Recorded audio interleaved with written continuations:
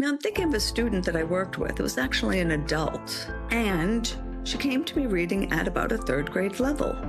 Learning cursive was part of every single session. Not because I'm sentimental or a Luddite, but because writing the words by hand helped the learning stick. 6 months later, she was reading at an 8th grade level. Now that was 6 months of intensive daily sessions of over almost an hour and a half, right? Was cursive responsible for that? Absolutely not solely responsible, but it probably contributed to it.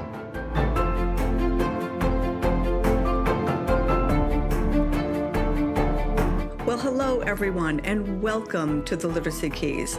I'm Tracy Young, your host, a certified Orton-Gillingham tutor, and I'm really glad that you're here.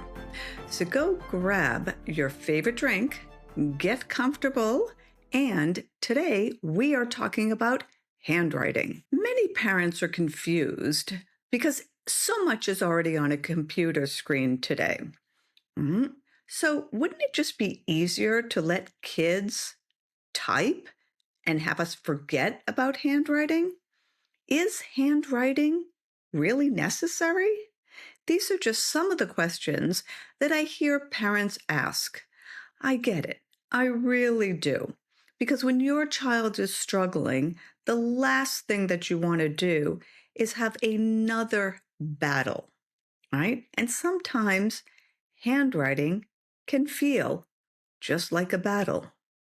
Whether you're taking and making sure your little child is forming the letters correctly and that it's legible, all that at times can just feel like a struggle. And doesn't typing solve everything? Here's what I want to share with you today. There's actually some brain research that we're going to talk about because it'll provide you with a reason behind the importance of handwriting.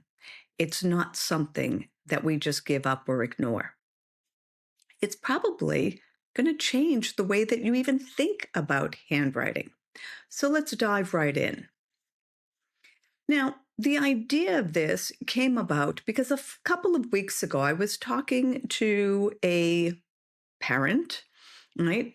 And they were questioning the importance of handwriting, right? The school had basically embraced technology.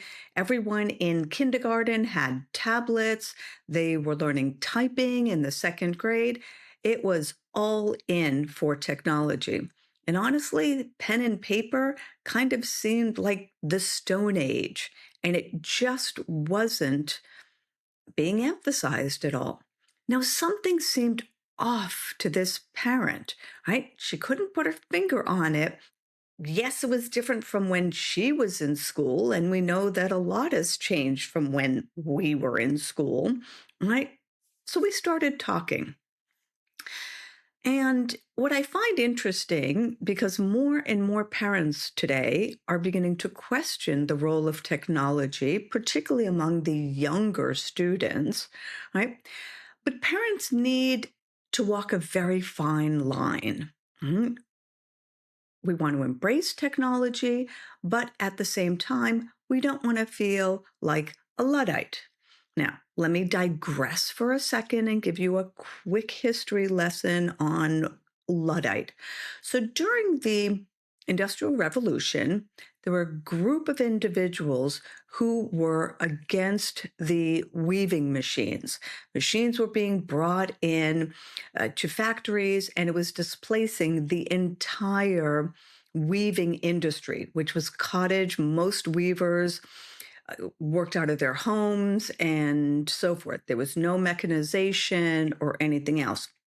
And with the Industrial Revolution, they brought in machines that were weaving. Now, a group of them were against these machines, and they were called Luddites. What they actually did is they would break in to factories and destroy the machines. So that's where the term Luddite comes from. Nowadays, It's come to mean someone who is completely opposed to any type of technology. So it's really not a compliment if someone calls you a Luddite, right? You're kind of stuck in the Stone Age or whatever. Let's stop for a second. All right, now we're going to go back to handwriting. But I just want to clarify this is not about being opposed to technology. This is what role does it play? So at times there can be unintended consequences when we embrace technology. Because the technology is so new, there are things that we just don't know about. And it's only after years, usually, of implementing the technology that all of a sudden we start to see some consequences. Unintended, but they are definitely worth exploring. And with technology and typing, we are beginning to see some unintended consequences, not from the typing, from the removal of pen and paper. All right, so I went digging. Why? Because I love to go digging. I'm always looking to understand the why behind certain things. I wanted to understand the why behind how kids learn. It's what makes me tick. And I came across this study. It's a study out of Norway, and it really explained a lot of what this parent was talking about. That nagging feeling that like something's just not right, but I can't explain what it is. So let me walk you through what was involved and what they discovered. So the study, as I said, comes from Norway. There are two researchers at the Norwegian University of Science and Technology. The research was published in the journal called The Frontiers in Psychology in January 2024, so it's not that old.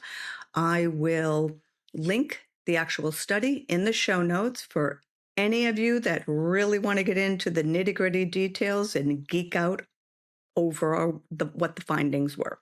For those of you that have no interest in that, let me share in plain English basically what they found.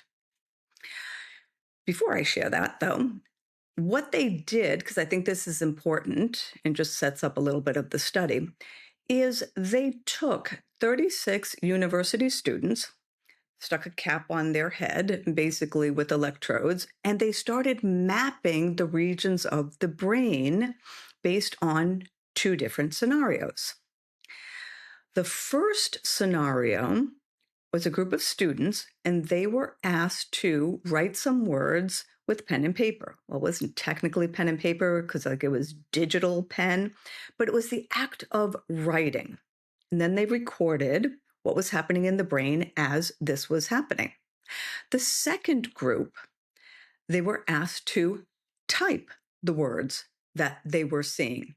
And the typing was more of a hunt and peck for that because they didn't want any transfer or crossing over the two hemispheres in the brain for that. So same people, same words, same brains, but very different results. Now we can talk about what they found. So when the students wrote by hand, their brains lit up in a way that was far more elaborate than the students that were typing. In fact, multiple regions of the brain lit up. It's as if they started talking to each other. And this is key. They were connecting, kind of forming that rich pattern of communication across the different areas of the brain that handle learning. Elements such as memory, attention, learning, that are all interconnected. Now, what about the students that typed? Well, that interconnectivity that I just talked about, it didn't happen. In fact, the brain was a lot quieter. It was more isolated, right? You didn't have the lighting up of all these different areas of the brain. Kind of an analogy or a way of thinking about it, perhaps, is that fewer rooms lit up, so to speak. Now, I love analogies because I really think it helps simplify concepts. Imagine your child's brain is a house. When they write a word by hand, it's like the whole house wakes up, every room. Mhm. The lights flip on in the kitchen, the upstairs, the bathroom, the hallways, the living room. They're all interconnected. Now, what happens when they type? It's as if one light, one lonely light in one room gets lit up. That's it. There was a lot less activity happening. That is an essential difference between pen and paper and writing out something versus simply typing it. All right, now stay with me because we are going to talk about the role of typing and technology and everything else. All right, I'm not going to ask you to give it up. The best analogy, what I always like to say is, I could walk to Albany, but I prefer to drive. Technology definitely has a role. Now, what happened was that the connections that showed up during handwriting were concentrated in parts of the brain that are linked to memory and taking in information. This was the type of activity that allows us to hold on to something when we are learning it. The researchers noticed two particular patterns or areas of the brain that were lit up. One was working memory, and the second one was long-term memory. Now let's talk a little bit about working memory. So working memory is like your brain's ability to grab onto a new piece of information, right? It's in the here and now, you're doing something. So that's the area that you need. Long-term memory is different. It handles the stuff that gets filed away because we've learned it, and then we retrieve it when we need to. If I ask you, what color is a polar bear? Most of you are very quickly going to reply, white.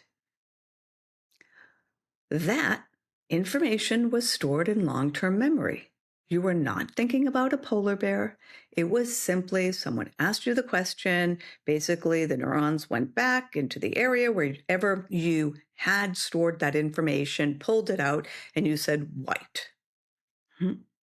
So these are really important areas when we are learning and retrieving what we want to learn information.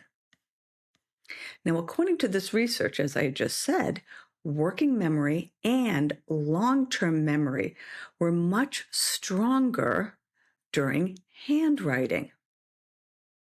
So when we say that handwriting helps kids remember what they're learning, this is what we're talking about.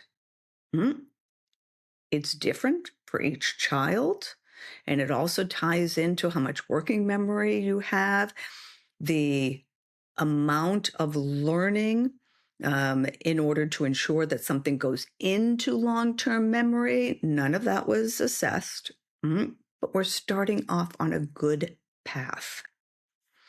So this is not a yearning for some good old days when the only way that we communicated was through pen and paper, or maybe it was quill at the time, in fact.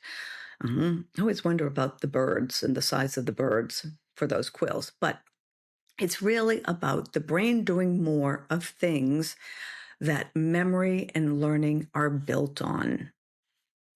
We all want our kids to remember what they're studying for, what they're learning. So things that facilitate that, we would want to encourage. It's one of the simplest levers we have, and it really doesn't cost a lot.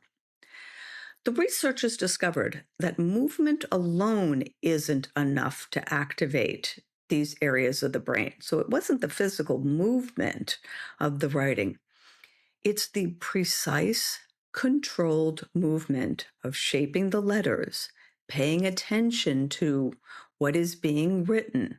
Mm. Your child's hand is making dozens of tiny, deliberate decisions. Their eyes are tracking it, their body is feeling it. So, really, we're looking at vision, movement, the sense of where their hand is at in space. Everything is firing together in sync. And that's part of the reason that we see the brain lighting up in so many areas.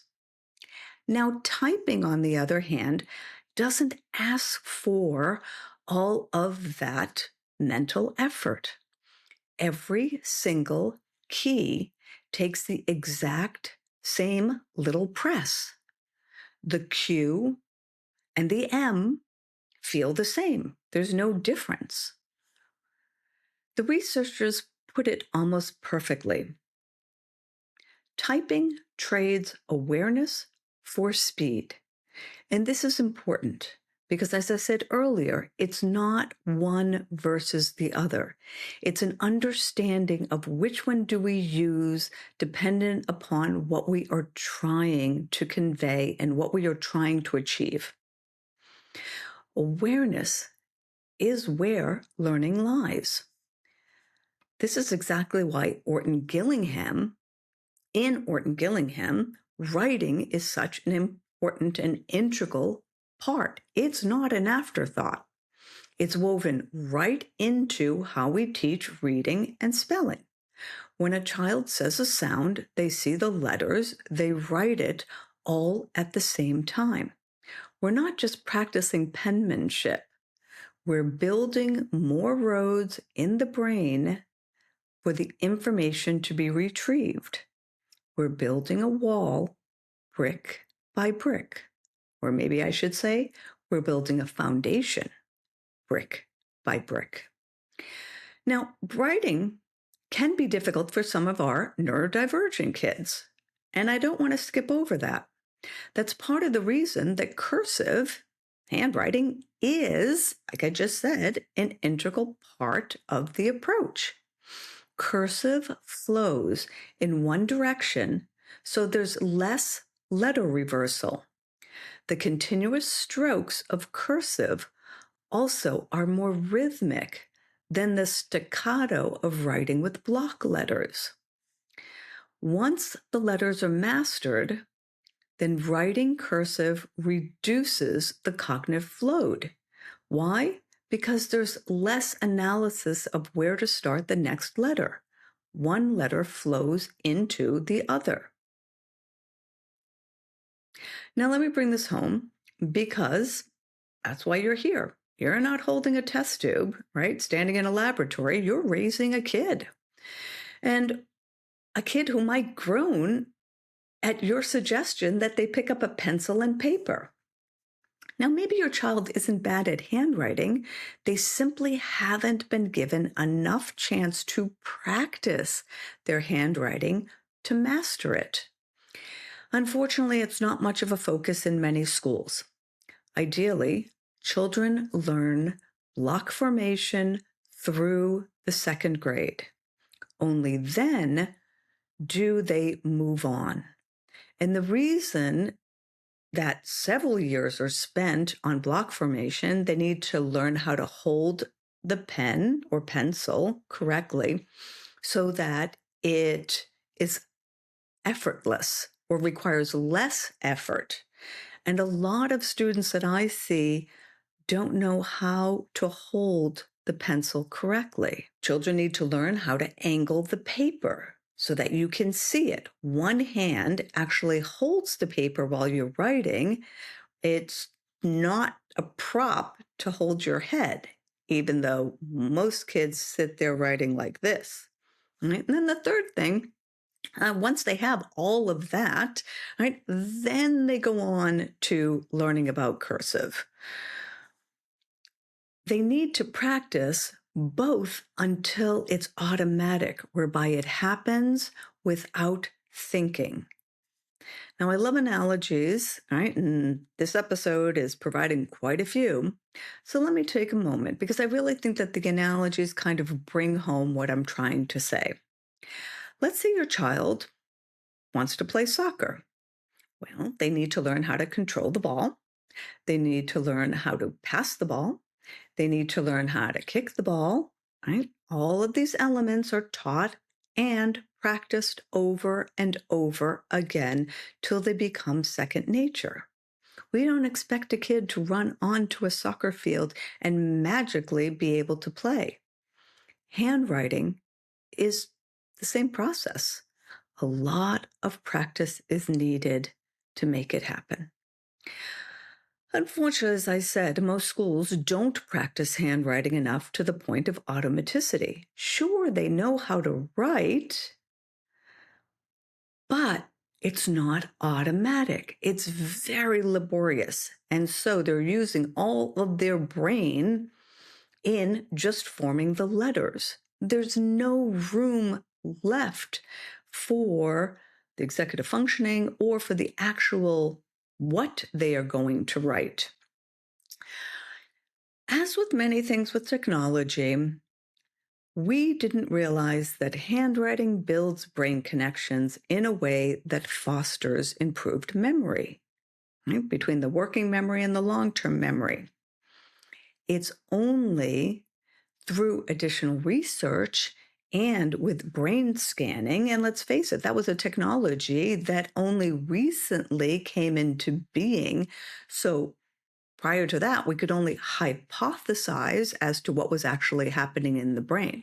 So that's part of the reason that these times are so exciting, because we can actually see what is happening or what isn't happening in the brain.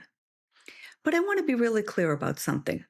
For most children, the struggle is not a sign that something's wrong with them. It's a sign that they need more practice, that the code hasn't quite or fully clicked. Handwriting is one of the keys that helps it click. So it's never too late to start. Now, I'm thinking of a student that I worked with. It was actually an adult. And she came to me reading at about a third grade level. Learning cursive was part of every single session, not because I'm sentimental or a Luddite, but because writing the words by hand helped the learning stick. 6 months later, she was reading at an 8th grade level. Now, that was 6 months of intensive daily sessions of over almost an hour and a half, right? So 6 months was packed for that. So I don't want to minimize how much effort she put into that. Was cursive responsible for that? Absolutely not solely responsible, but it probably contributed to it. We were building more pathways in the brain to make learning stick. Now, hopefully, I've convinced you that handwriting is important, but let's not swing too far in one direction. I don't want to ban typing. The researchers actually address this point. The issue is not handwriting versus technology. That's not what the issue is, because both have a place.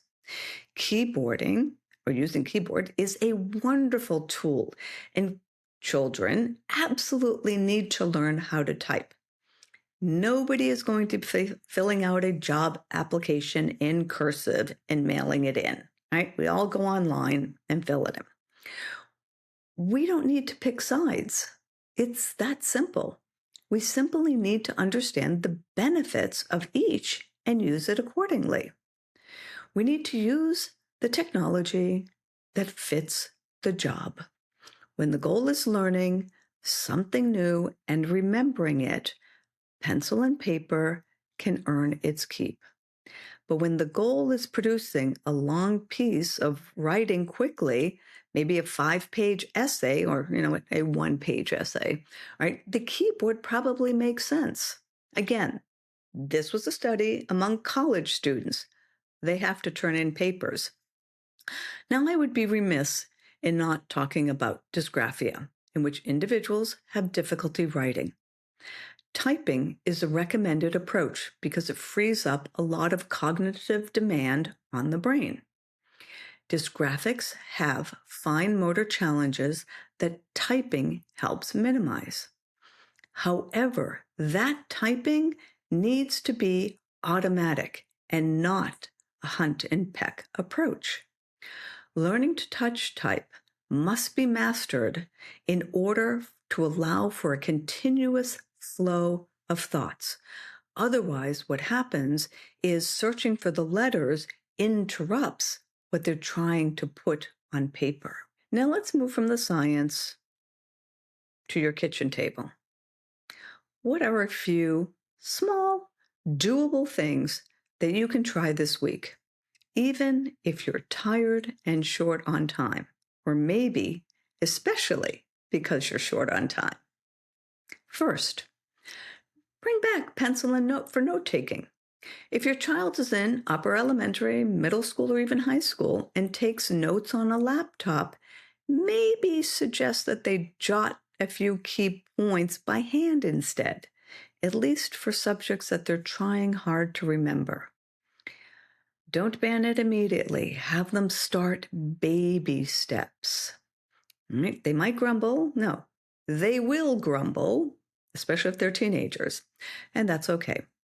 The research says their brain will eventually thank you. Second, keep handwriting sessions short. Don't sit your child down for a 30-minute marathon. Their hand will cramp, and so will their attitude. Aim for short, focused bursts, maybe 10 minutes. A lot of little things add up over time. And always try to stop while they're feeling competent. You want your child to walk away feeling like an athlete who's finished a good workout and not a kid who just failed a test. Keep it short. Third, let go of perfect. This is a big one. If you've been white-knuckling over messy letters, take a breath. The brain actually benefits from the act of forming the letters with care and attention, not from beautiful penmanship. A wobbly, honest B written slowly is doing the work in the brain. Let the perfectionism go. You do not need a PhD to help your child. You simply need a pencil and a little bit of patience. Now, before I go, I want to talk to the parent who's been those in the trenches late at night, the one who's watched their bright, funny, capable child struggle with something like it just should be easier. The one who's been told, trust the process, while feeling like the process is failing your child. I've been there too, and I want you to hear this clearly. Teaching handwriting is completely within your reach. It doesn't cost money. It doesn't require an evaluation or a waiting list. It's something you can start tonight on your own with your child. Small, steady practice. That's the secret. Not a grand fix, just little bits done night after night. Done with care, over and over again. So that's the episode for today. The next time someone tells you that handwriting is outdated, then you can smile and let them know that the brain didn't get the message. If this episode gave you a little bit of hope, or even a little bit of permission to keep the pen and paper, would you do me a favor? Share it with another parent. Maybe one who's been questioning whether handwriting is worth the effort. There are so many families out there that are feeling lost on this exact topic. and a friend passing along at the right moment definitely helps. You can find more resources, including ways to work with me, directly at theliteracykeys.com. The contact information is in the show notes. The goal is always the same: confidence, connection, and a child who's a little more capable today than they were yesterday. Each child has their own unique path, and you're doing a beautiful job walking it with them. Thank you so much for listening, and I will see you next week on the Literacy Keys. Bye for now.